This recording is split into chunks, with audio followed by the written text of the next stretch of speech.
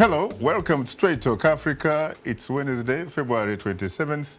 I am Shaka Ssali. And hello, Shaka. I am Mariama Diallo.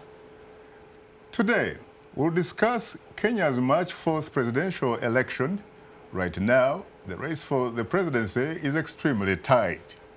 And coming up later in our STA inbox, you, our audience, have weighed in on today's election topic through your emails and Facebook comments, and we'll reveal some of them ahead on Straight Talk Africa.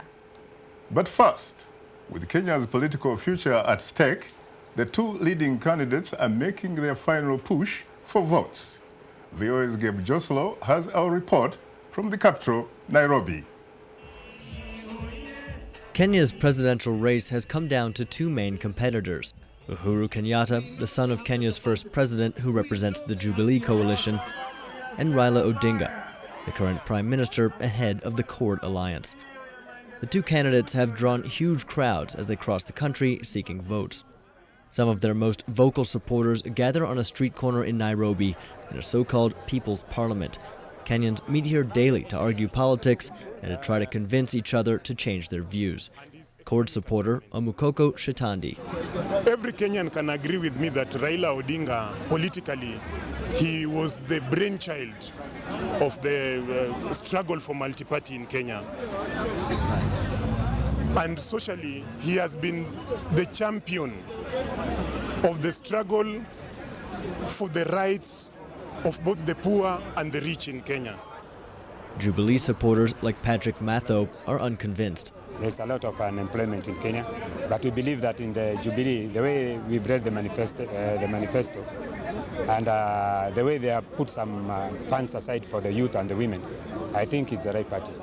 Yet Jubilee supporters are defensive about the International Criminal Court charges against Mr. Kenyatta for his alleged role in the violence that followed the last election in 2007.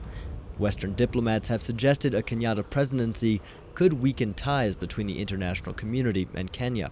But Professor Joshua Kavuva of the University of Nairobi says the charges have actually helped to unite Mr. Kenyatta's base. Without the ICC, the Jubilee would not exist. Uhuru Kenyatta would not even be a factor in this. He was a nobody without the ICC. Supporters from both parties acknowledge that tribalism dominates Kenyan politics. Mr. Odinga, who is part of the Luo tribe, is relying on votes from his supporters in the western part of the country. Mr. Kenyatta depends on the Kikuyu tribal vote in central Kenya. But Professor Kavuva says the role of tribe is largely misunderstood. Actually, Kenya has never had tribal politics. That is the biggest misnomer that has been perpetuated all the time. Kenyans vote very much on ideological basis. It's only that ideology and tribe converge. Other candidates have tried to change the political conversation this year. Peter Kenneth ran on a campaign that rejected tribalism and tried to court Kenyans from across ethnic lines. While he has been popular on the campaign trail, he has ranked near the bottom in recent polls. All parties say they want to avoid a repeat of the violence that killed more than 1,100 people following the last disputed election. But the vote on Monday is likely to be incredibly close, with the two leading politicians separated by only a couple of percentage points in recent polls. Candidates have already started trading accusations of vote rigging, raising tensions and the possibility that the results could again be disputed. For more insight on the election, I am joined by my colleague Gabe Joselow on the phone from Nakuru, the regional capital of the Rift Valley province. Good evening, Gabe. Good evening, Shaka. How are you? Oh, doing well out here in beautiful Rift Valley. How is downtown Nakuru? Nakuru has been, just buzzing with activity, a lot of excitement about the elections here in very much a Jubilee stronghold. Do you get the sense that people are ready to go come Monday to cast their vote? Yeah, people are really excited to vote. Everybody believes it's their right, that it's their time to have their say, to make a decision about who the next president will be. You're seeing a lot of movement too as people go back to maybe their family homes and other places to make sure they vote in the place that they've registered. So yeah, definitely a lot of interest and excitement this time of year. Now, Gabe, that is a place, of course, 5 years ago, where there was a lot of what some might characterize as deadly violence. Have you been able to run into some internally displaced people?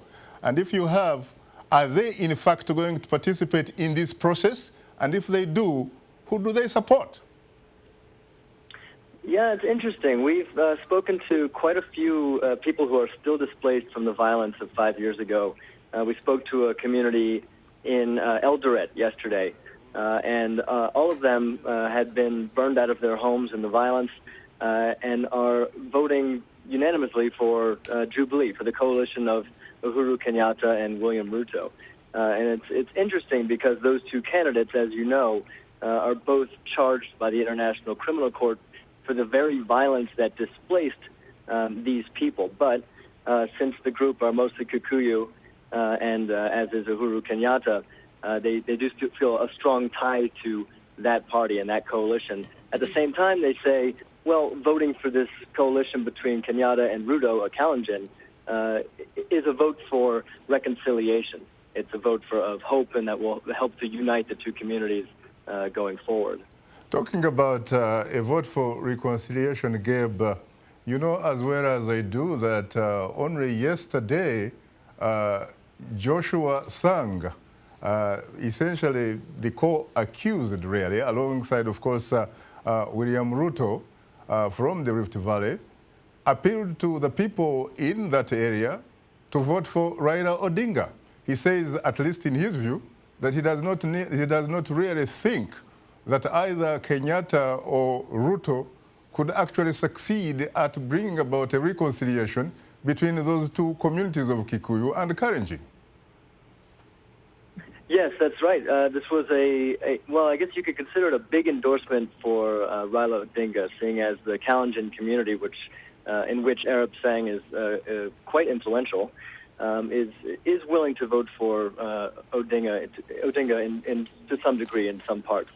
At the same time, less than an endorsement of Raila, this move was really, at least in Arab Sang's words, really a rejection of Ruto, who he accuses of basically throwing him under the bus and bringing him down with him to face these ICC charges.